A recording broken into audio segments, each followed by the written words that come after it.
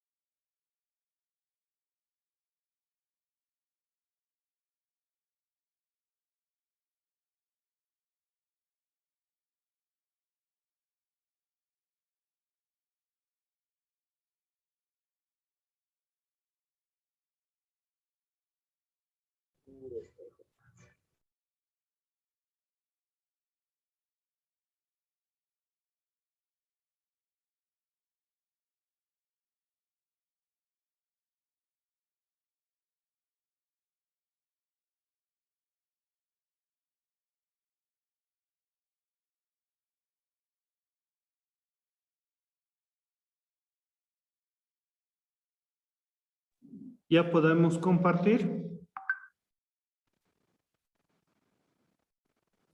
Sí, doctor, ahorita lo hago. Listo.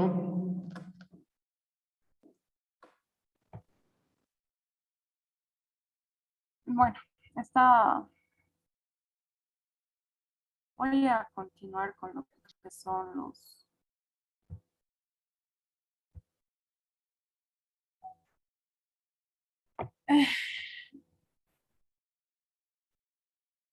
Ay, no quiero compartir. Los fueros y los privilegios de las ciudadelas. Pero antes, como que para que entren un poquito en contexto, se los voy a explicar un poquito qué era el feudalismo. Bueno, el feudalismo era el sistema económico, político y social de la Edad Media, que se caracterizaba por la división de la sociedad en tres grandes estamentos, que eran la nobleza, que eran los reyes, condes, esas personas, el clero, que se trataba de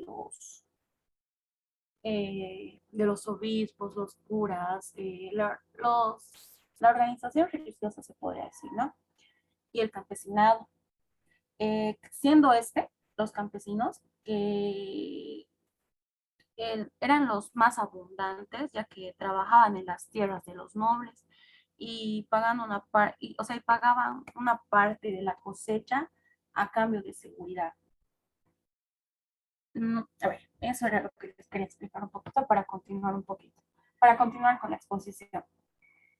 Bueno, continuando con lo que son los fueros y privilegios de las ciudades, eh, en el feudalismo, las ciudades, como resultado de todo un proceso histórico y social, como les decía, en un primer momento emergieron en los alrededores, o bueno, o se podría decir dentro de los dominios de los reyes, de los duques, condes y obispos, que estos eran lo que les andaba diciendo, lo que era la nobleza y el clero. La actividad económica que se desarrollaba de las ciudades generaba riquezas fundamentalmente para los artesanos y los comerciantes, quienes percibían utilidades por las transacciones realizadas mediante el dinero como medio de intercambio de bienes. Eh, a ver, voy a continuar. Bueno, de esta manera se deterioró sustancialmente la economía tradicional y constitucional. Bueno, los cambios y las transformaciones estructurales que venían operándose en la estructura misma de la sociedad feudal, es con la falsa ilusión de no perder el poder absoluto y conservar el viejo orden, adopten un conjunto de disposiciones pendientes a asegurar la lealtad de la población de las villas y las ciudades. Bueno, entre dichas disposiciones, los señores feudales resuelven la imposición de las cargas tributarias y la restricción de las libertades. Pero como en todo lugar, algunas ciudades no aceptaron dichas medidas y rechazaron de plano las arbitrariedades de estas personas, ya que eran abusos literalmente. Eran abusos de los condes, de los reyes, de los duques y de los obispos del clero, como les digo. Bueno, como consecuencia de ello, la población libró duras batallas para arrancarles mediante la fuerza algunos fueros e inmunidades y de este modo obtuvieron el reconocimiento de derechos fundamentales, entre los cuales se encuentran la libertad de los artesanos y comerciantes para poder elegir a sus autoridades de las villas y de las ciudades. Eso con lo que es lo que yo les voy a explicar. Mi compañero va a continuar con la siguiente parte, que también es muy interesante. Gracias. Gracias. ¿Quién continúa? Roberto. Señor doctor, ¿será que me... Ay, no, ni para eso. Voy a exponer aquí. Ojalá no me jale mi celular.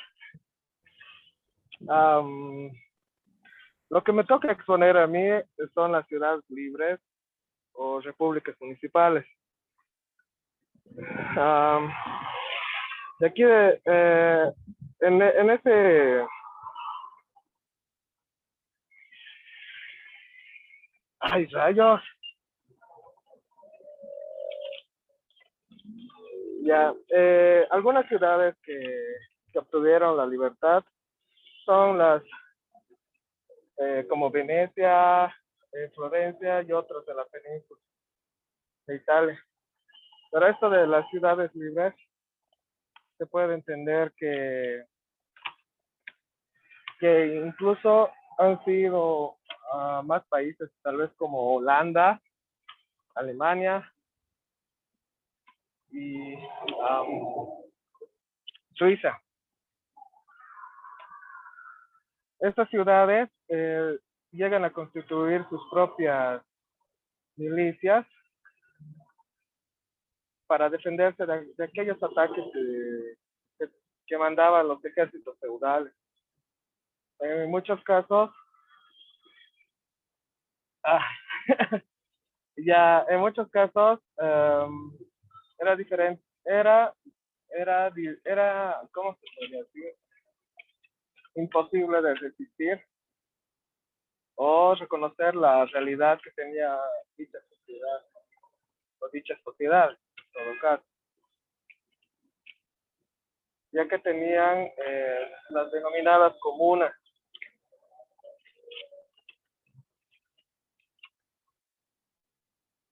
Después de esto, estas ciudades pudieron negociar concesiones para sus libertades e inmunidades con los feudales. Anualmente, estas sociedades o municipios anualmente suelen elegir autoridades locales llamadas alcaldes o burgomaestres. ¿Dónde estaba? Ya. Estos burgomaestres se consideraban antes, en la época romana, una... No entiendo. Bueno, estos eran los que se encargaban de la administración de la justicia, organizando y cuidando la seguridad de la ciudad y al mismo tiempo de la milicia urbana.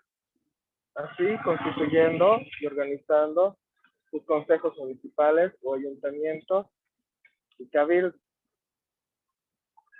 La siguiente página, por favor. Siento como que no se escucha. Y la batería se está acabando. La ciudad o los burgos.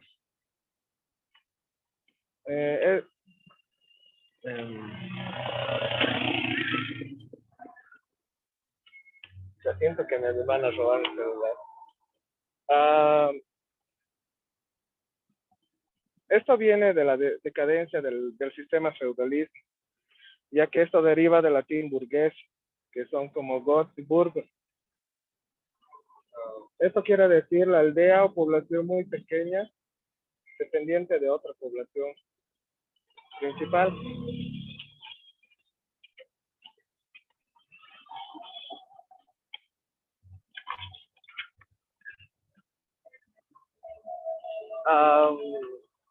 La burguesía fue la clase que protagonizó cambios y transformaciones en la transición de la sociedad feudal a la sociedad capitalista. Esto de la burguesía fue con la formación de la clase media y clase media alta.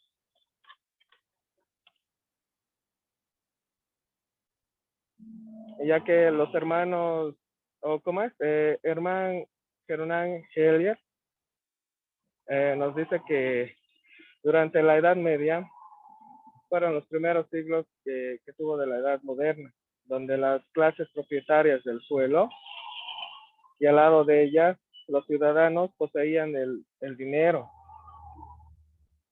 y los poderes que mandaba, digamos, la política.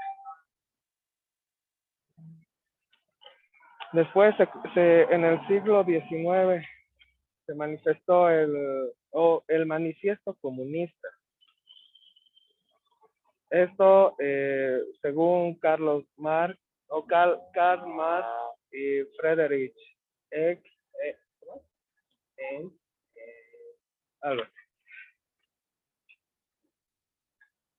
Engels, sí. Es aquel que nace de acuerdo al hundimiento de la sociedad feudal, donde los vecinos de aquellas ciudades iban creando las condiciones para desprenderse y de todo el feudalismo. Esto había sido creado para la lucha que tenían contra ellos.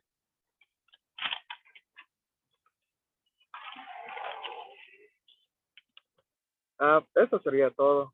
Se me ha borrado el otro. No veo más nada, doctor. Escucha, che.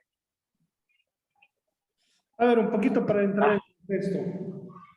Ir aclarando que los burgueses llegan a ser, pues, los comerciantes que hacen de poder, de dinero, en virtud al comercio. Es una nueva clase social que aparece en la Edad Media, donde estaban los nobles, estaban los señores feudales y aparece estos comerciantes que llegan a ser los burgueses, ¿no? Que en realidad ese término de ciudad, los burgos, aparecen, digamos, de pequeñas comunidades que van creciendo, que en algún momento dependían de una ciudad más grande, ¿no? De señores feudales o nobles, que por el crecimiento económico van creciendo y se van independizando, van tomando ciertos parámetros de independencia, si vale el término, donde dentro de la lógica, cuando ya adquiere cierta poder, cierta importancia, vas tratando de separarte, ¿no? Para, como quien dice, ¿no? En una familia está el papá, la mamá y los hijos. Los hijos van creciendo y llega un momento en que van a tratar de hacer sus propias vidas y salen de la casa, ¿no? Más o menos para ver este contexto de lo que eran estas pequeñas ciudades. Bueno, ¿quién le toca el ayu? A mi doctor. Ya, vamos a hacer una pequeña introducción. ¿Qué es el ayu?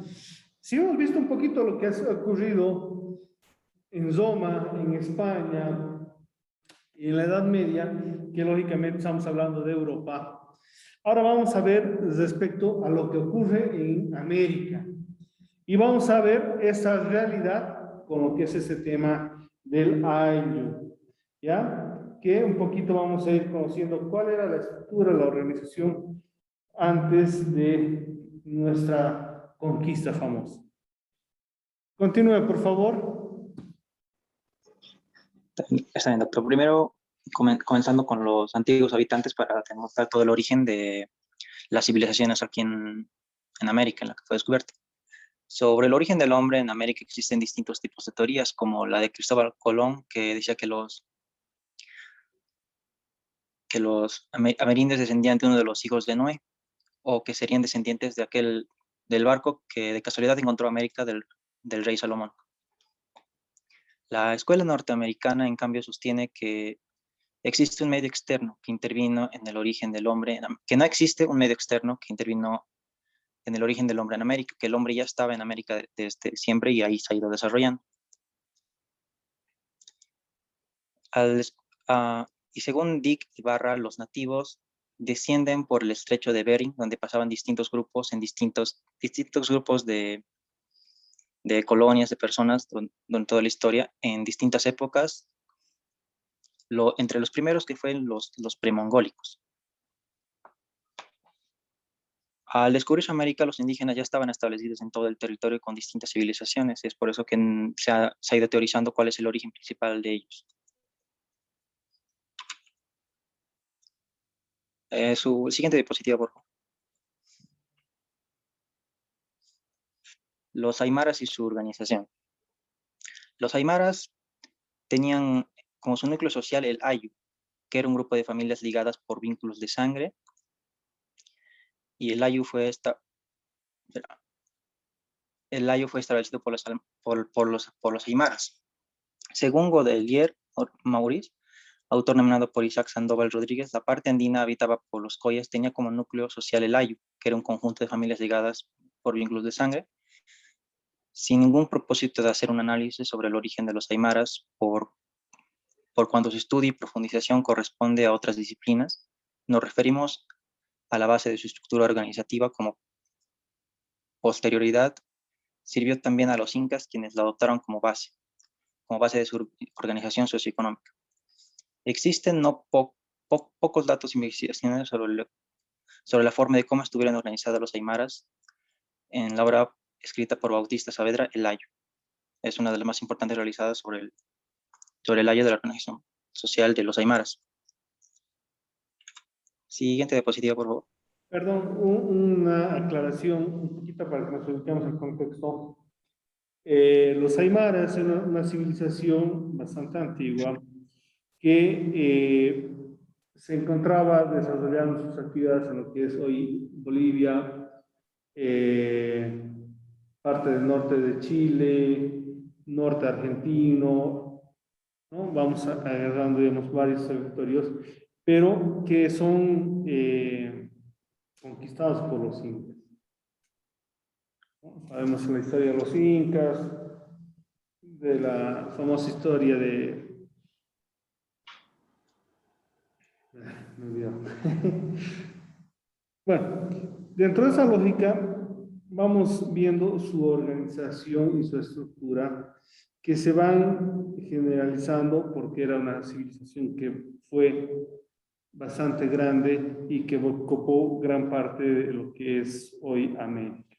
¿Ya? ¿Puede continuar, por favor? El ayu es el que estaba organizado sobre una base de relación de parentesco consanguíneo y fue evolucionando en ayus familiar gens y luego en ayus de asociación de familias, denominado el clan. Estaba organizado por un jefe denominado el Gilacata o Curaca, que era un apodo que era apoyado por un cuerpo de ancianos denominados ulaquias. La organización del ayo impedía que el jefe ejerciera una autoridad dictatorial. En esta organización social tenía como componente sustancial el carácter económico, la explotación de la tierra y la distribución equitativa entre sus miembros, en donde se incluía a los inválidos o incapaces. El trabajo colectivo sobre la tierra era lo fundamental y la distribución del producto también era de manera equitativa.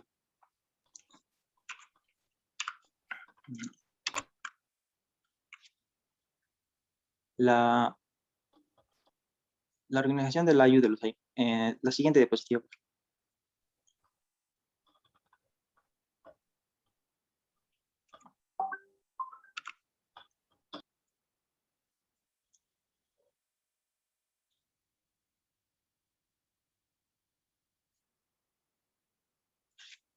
La organización del ayu de los aymaras podía elegir sus autoridades, entre los cuales estaba el Consejo de Ancianos como máxima autoridad y el jefe como una autoridad ejecutiva. Arturo Urquidi decía que el ayu fue evolucionando de su primitiva forma de clan hasta convertirse en lo que era en ese momento que lo conocieron, pero el ayu no evolucionó solo en ese sentido, sino que fue articulándose entre sociedad y sociedad en la fase de tribu. El territorio desempeña un papel importante como factor de cohesión social, donde el ayu se establece como una organización definitiva estatal. La siguiente diapositiva, por favor.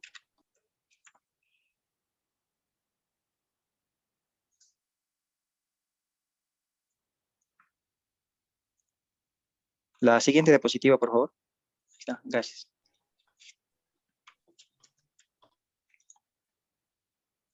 Los incas adoptaron el ayu aymara como modelo de organización. El ayu en el imperio incaico experimentó una innovación en la división de los de arriba y los de abajo para poder ejercer un mejor control social por parte de sus miembros. En el ayu incaico también existía la asamblea de ancianos, al igual que en la de los aymaras.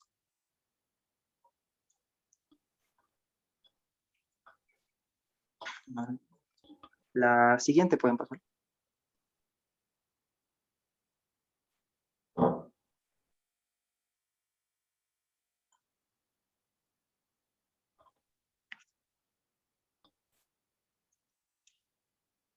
¿Cómo era la deliberación del ayu incaico? ¿Cómo? ¿Cómo deliberaba el ayu Eh, incaico? doctor, un segundito, por favor. Esa ya le toca a Zulma. Oh, ya, Ya ya. no es, ya no es de Álvaro. Ah, mira.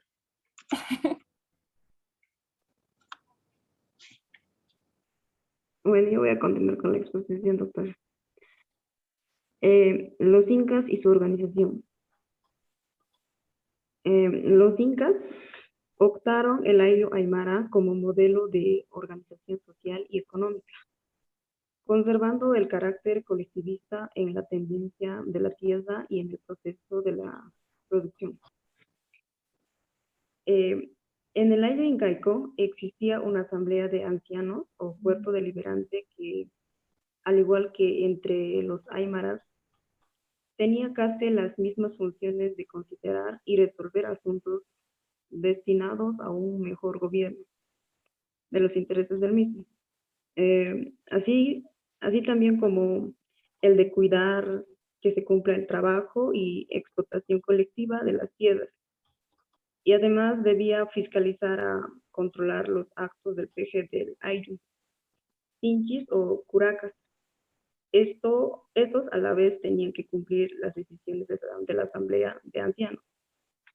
Eh, el curaca era el feje del Ayllu y quien se encargaba de distribuir las tierras, organizar los trabajos colectivos y actuar como juez de la comunidad. El cargo de curaca no se heredaba, sino que era seleccionado a través de un ritual especial. Las tierras del Ayllu estaban distribuidas entre miembros bajo estrictas reglas de proporcionalidad de las familias y sus necesidades materiales.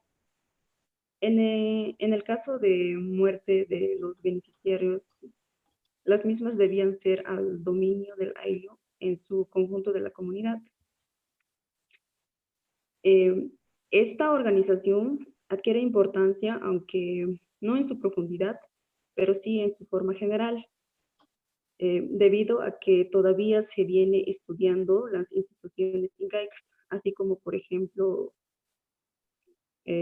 Louis Baudin, autor del libro El Imperio Socialista de los Incas, sostiene que en el Imperio Incaico existió el socialismo del Estado. En cambio, para José Carlos, autor de 7 ensayos de interpretación de la realidad peruana, manifiesta que, por un lado, el comunismo primitivo y, por otra, una autocracia.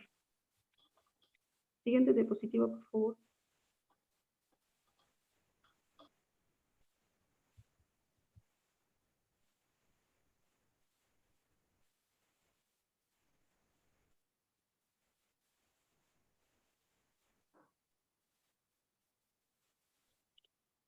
El Ayllu como modelo socioeconómico. En el documento de conclusiones de la Consulta Nacional de la Sociedad Civil del mes de agosto del año 2000, se menciona al Ayllu como la organización originaria de los aymaras, quechuas, purus y quipayas en la época precolonial y que esta está estructurada a partir de grupos familiares y étnicos emparentados. También se manifiesta que el Ayllu es la base de la organización en el campo y en las sociedades. Surge como movimiento del proletariado, el sindicalismo. El Ayllu, según nuestra legislación, el Decreto Supremo 2385-8, en su artículo 12, reconoce a estas sociedades comunitarias integradas por las organizaciones territoriales de base con personería jurídica, reconocida tales como capitanías, aylus, subcentrales, centrales, federaciones y otras formas de organización según sus usos y sus costumbres. El Ayllu goza de personería jurídica como sujeto de derecho privado y tiene la categoría de organización territorial de base que puede ser parte de las asociaciones comunitarias. Y eso sería toda la exposición, doctor. A ver, me ha cortado mucho lo que es el Ayllu como modelo económico. ¿A qué nos referimos cuando decimos como modelo económico o socioeconómico? ¿Me puede explicar un poco mejor esa parte?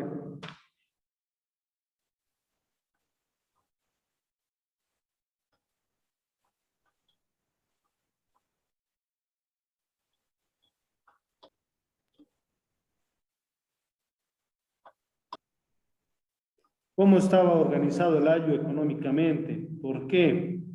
De su organización, eso es importante.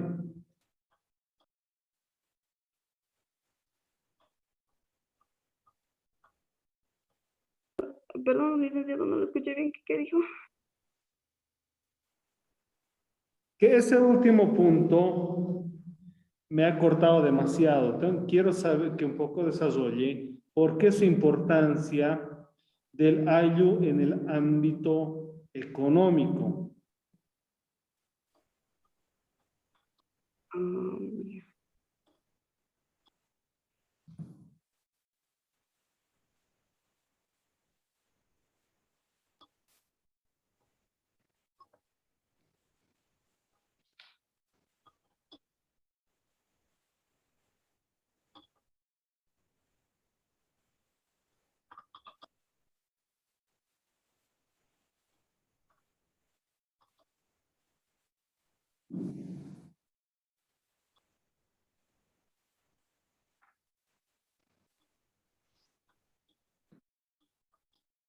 Doctor, ¿no fue lo que yo dije de que era más que todo sobre la explotación de la tierra y la distribución del producto equitativa?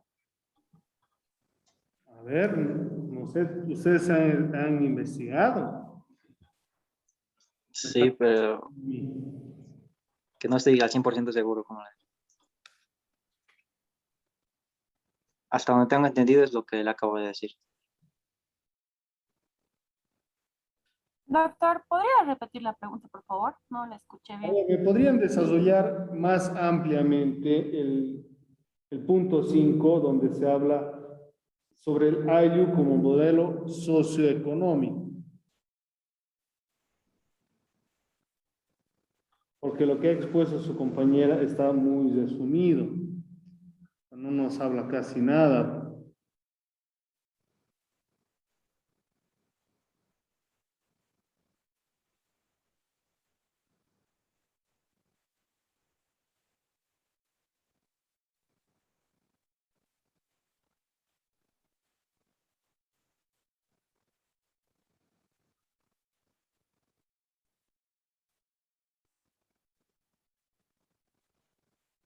Porque se dice que el ayu es una forma de organización político, administrativo, social, económico. Pero ¿a qué nos referimos con el punto económico, socioeconómico?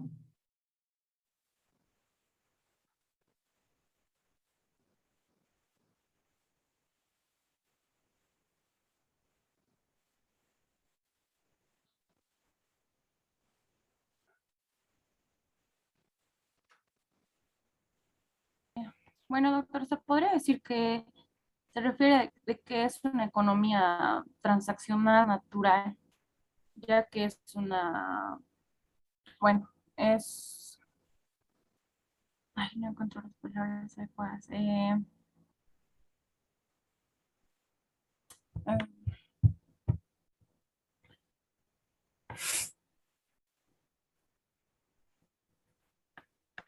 a ver, existen muchas formas que permiten esta reproducción del ayu, ya que mediante el AINI se podría decir que es como una de ellas, como reciprocidad energética, y que entre las familias al interior del ayu y de la minca, como y del ayu y de la minca como reciprocidad que permite esta reproducción, se podría decir, doctor. Bueno, me está adivinando. A ver, dentro de una lógica, ¿qué es el ayu?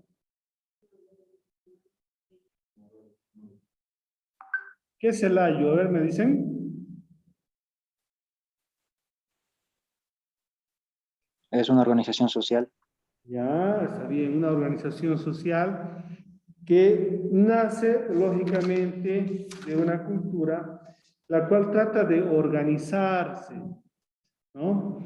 Y utiliza el ayu como una organización y además de desarrollo económico, en el cual la producción era propiamente realizada por los diferentes ayllus, los cuales intercambiaban los productos, y eso hace de que las comunidades vayan creciendo. Por eso se dice que el ayllu es un modelo socioeconómico, porque organizaba una sociedad y producía alimentos que hacían crecer a lo que era cada año. Bueno, ¿alguna duda, alguna pregunta? Nos queda 4 minutos, alguna aclaración, algún comentario por parte del grupo. Esto del año, sin duda, nos ha mostrado un poquito la realidad de lo que era América y cómo se organizaba, ¿no? Ya la siguiente clase, sus compañeros van a establecer lo que es el cabildo.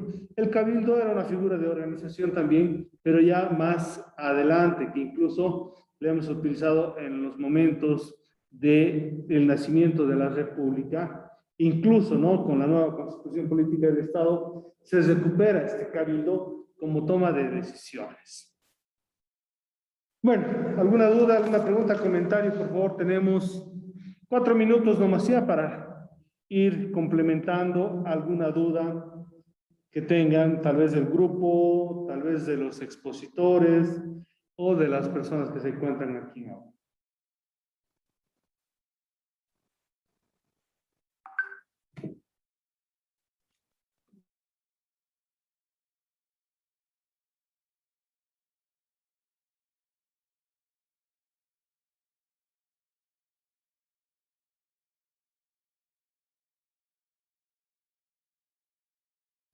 A ver, preguntas, comentarios, dudas.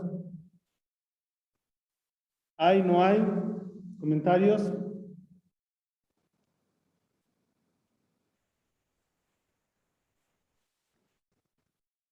Bueno, ya. Entonces, este era el grupo 4, ¿no? El grupo 5, por favor, el representante me puede mandar un mensajito, y el grupo 6 ahorita. Les voy a mandar los contenidos nomás ya. Encargado del grupo 5 y del grupo 6, por favor, identificándose de qué grupo son. Por privado, ¿verdad, doctor? Sí, por favor. Franco y Ezera. Licenciado del grupo 5, el encargado ha salido por motivos de conexión, pero yo le voy a avisar y se va a comunicar con usted. Franco, ¿quién es?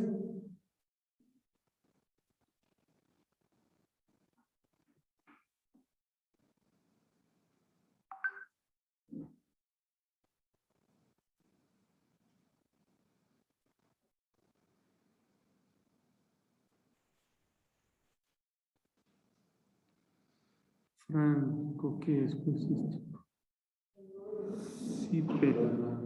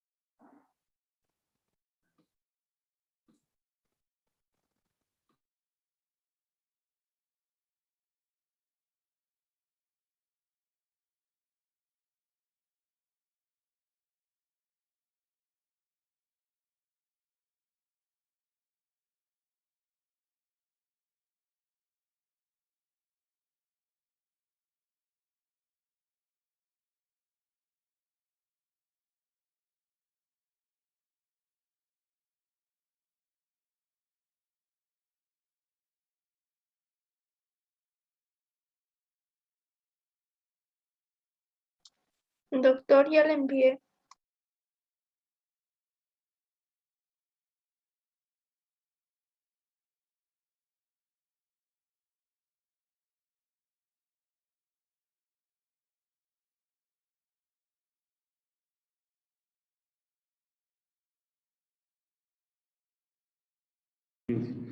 Por favor, ya cada uno de los grupos siguientes que tienen que exponer la siguiente clase ya tienen sus contenidos. Vean, por favor, de estudiar bien sus contenidos.